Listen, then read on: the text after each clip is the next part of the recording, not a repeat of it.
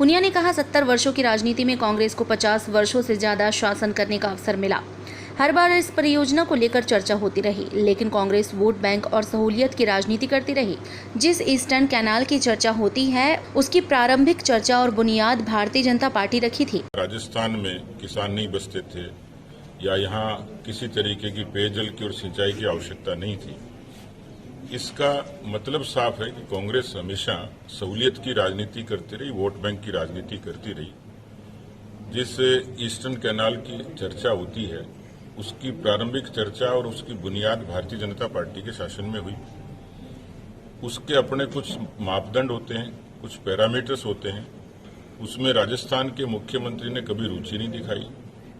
जब उनकी सरकार केंद्र में थी तब वो क्यों नहीं लेके आए, क्यों नहीं प्रयास किए, ये लोगों के समझ की बात है।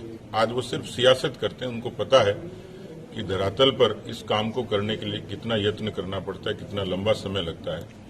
फिर भी मुझे पूरा भरोसा है कि केवल सियासत नहीं, जो व्यक्ति महिलाओं के लिए शौचालय की चिंता कर सकता है, जो गरीबों के लिए जनधन की चिंता कर सकता है, जो देश को स्वाभिमान के साथ खड़ा करने की चिंता करते हैं, जो भगवान श्री राम मंदिर के निर्माण की पहल करते हैं, जो 370 को हटाते हैं, तो मुझे लगता है कि राजस्थान के लिए भी कांग्रेस के लोगों को ये सोचना चाहिए कि यहाँ 70,000 किलोमीटर सड़कें सिर्फ प्रधानमंत्री ग्राम सड़क योजना के मद से बनी है।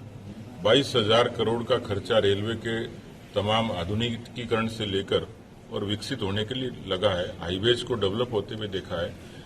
देश की और दुनिया की सबसे महत्वाकांक्षी स्कीम है हर घर जल हर घर नल। जो जल जीवन मिशन है वो ऐसा महत्वाकांक्षी अभियान है 2024 में कि भारत के प्रत्येक घर को नल से जोड़ेगा। तो हाथ कंगन को आरसी क्या है, भारतीय जनता पार्टी और केंद्र की सरकार ने क्या किया, ये सबके सामने है।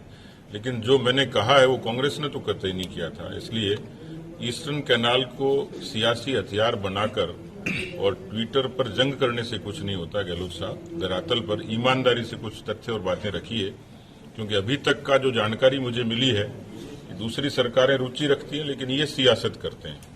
इस मामले में केवल जुबानी जंग के अलावा धरातल पर कुछ नहीं किया और इसका एक सियासी माइलेज लेने की वो कोशिश कर रहे हैं। मुझे लगता है कि बहुत देर हो चुकी है। पुनिया ने कहा इसके कुछ मापदंड होते हैं। जब इनके सरकार केंद्र में थी तो ये लोग क्यों नहीं लेकर आए, क्यों प्रयास नहीं किए गए।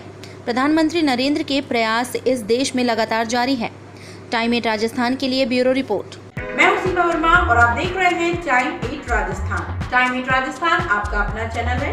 अगर अब तक आपने चैनल को सब्सक्राइब नहीं किया है तो चैनल को सब्सक्राइब कर लें। इसके साथ ही चैनल को लाइक, फॉलो और शेयर करना बिल्कुल ना भूलें। हमें इंतजार रहता है आपके कमेंट्स का।